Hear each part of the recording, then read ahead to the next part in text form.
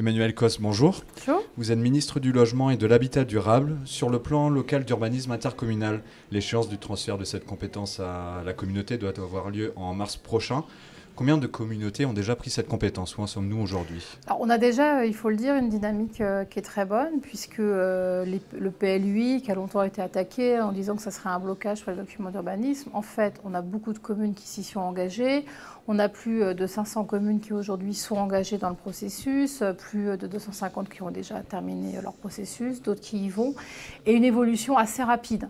Donc, plutôt une très bonne évolution en zone rurale, périurbaine ou tendue. On a des exemples sur l'ensemble des types de territoires. Donc on voit des types d'agglomérations différentes qui se sont engagées dans ce processus. Et maintenant, la question se pose surtout de savoir qu'en est-il pour des communes qui avaient un PLUI et qui fusionnent dans une nouvelle carte d'intercommunalité avec des communes qui, elles, n'en avaient pas. Et donc, comment est-ce qu'on va faire notamment cette jonction? Parce que là, il y a des choses un peu plus compliquées qui s'imposent aujourd'hui à nous. Et sur cette fusion, que compte faire le gouvernement pour accompagner ces communautés? Donc on a une difficulté aujourd'hui qui est qu'on a des communes qui se sont engagées dans des démarches intercommunales, mais entre-temps la carte des intercommunalités a évolué, donc avec un regroupement soit de communes, soit d'intercommunalités. Et aujourd'hui, nous l'avons inséré dans le texte de loi qui est en discussion aujourd'hui, le projet de loi Égalité et Citoyenneté. On veut faire deux choses. D'une part, sauvegarder la dynamique là où elle existait déjà. C'est-à-dire qu'une commune qui se retrouve intégrée une nouvelle intercom et qui avait son PLUI ne peut pas d'un seul coup se retrouver sans rien. Donc, donner à ce PLUI les moyens de fonctionner.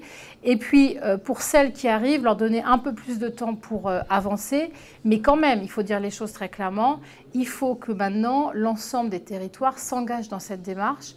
Et je le dis franchement, ce n'est pas simplement pour dire que c'est la norme. C'est qu'on voit aujourd'hui qu'on a beaucoup de petits territoires qui ont beaucoup de documents d'urbanisme annulés parce qu'en fait, ils n'ont jamais bien fait, selon les préconisations, y compris réglementaires, leurs documents d'urbanisme. Et on se rend compte que tous celles et ceux qui sont engagés dans la démarche du PLUI, qui d'ailleurs parfois ont fait aussi un plan local de l'habitat en même temps, en fait, ont redonné une valeur juridique forte à leurs documents d'urbanisme, une meilleure stabilité, parce comme ils ont mis en commun des moyens, ils ont plus de moyens, d'agences d'urbanisme qui les aident pour justement construire cela. Et c'est pour ça qu'il faut quand même bien être clair avec les territoires.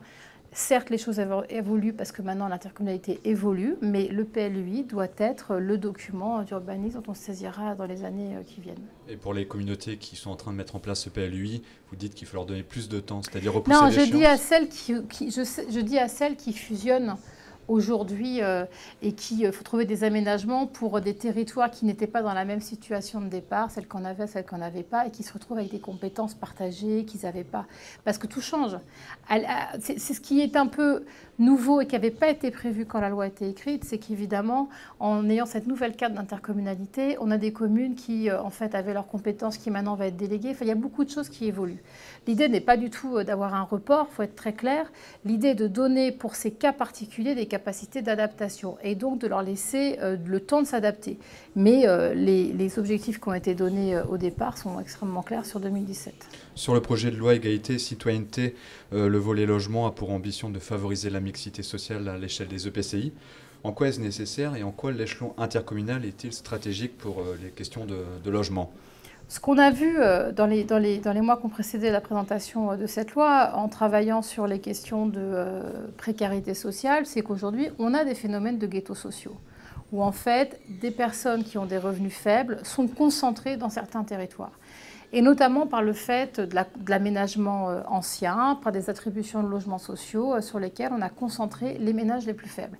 A contrario, on s'est aussi rendu compte que les ménages qui appartiennent au premier quartile de revenus, donc le plus bas, sont les moins représentés dans les quartiers favorisés, y compris quand il y a du logement social qui leur est accessible dans ces quartiers.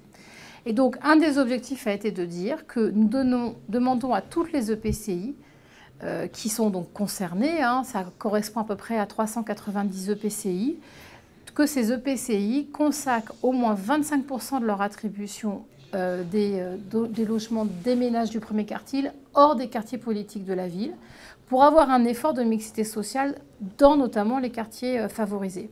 C'est un objectif, pour être très clair, il y a beaucoup d'EPCI qui le tiennent aujourd'hui. Donc ce n'est pas non plus quelque chose de totalement novateur. Il y a même des EPCI qui sont à 30 ou 35%.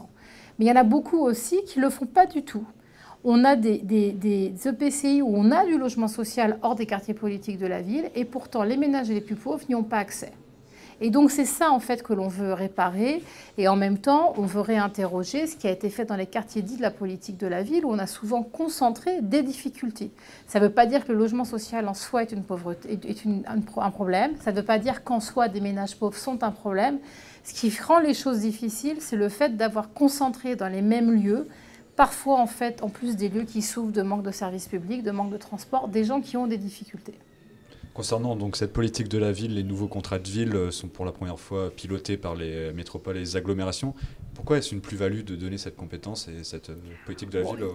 Il y a eu une volonté quand même à un moment, c'est que, y compris, hormis les zones extrêmement denses, on n'avait pas toujours des métropoles et des intercos qui travaillaient sur ces sujets-là. Et il nous semble important qu'on n'ait pas en fait une politique de la ville par commune, mais bien une politique de la ville à l'échelle d'une intercommunalité. Ça permet aussi d'avoir des actions plus globales. Je ne vous cache pas non plus que le fait d'être à ce niveau-là, ça interroge aussi sur les territoires. Et me semble-t-il aussi parce qu'on a une difficulté, notamment pour les jeunes de ces quartiers qui sont dits en politique de la ville et de ces contrats de ville. On a beaucoup de ces personnes qui n'osent pas sortir des quartiers où elles vivent. L'enclavement est une question très forte qu'on retrouve après dans les questions de difficulté de la mobilité professionnelle, etc. Travailler à l'échelle de l'intercommunalité, c'est d'avoir plus de moyens puisqu'on met en commun. C'est aussi avoir une vision qui justement va au-delà de tel ou tel quartier, de telle ou telle ville, et donc avoir une globalité. Et moi, me semble-t-il, ça va être une évolution importante. Et on voit qu'aujourd'hui, à chaque fois que l'Interco a pris en charge des compétences, ça a mieux fonctionné, parce que justement, on est moins segmenté que quand on est uniquement à l'échelle communale.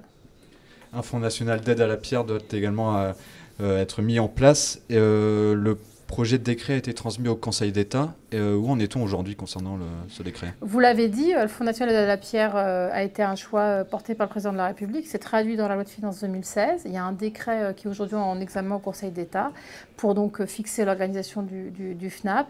Et moi, j'attends le retour du Conseil d'État. Dès que je l'aurai, nous nommerons l'ensemble des membres qui sont représentés, des membres de l'État, des représentants du monde HLM, des représentants des associations des collectivités territoriales, dont la DCF, pour avoir une mise en place évidemment effective, j'espère en juillet 2016. Merci Manuel Cos. Merci beaucoup.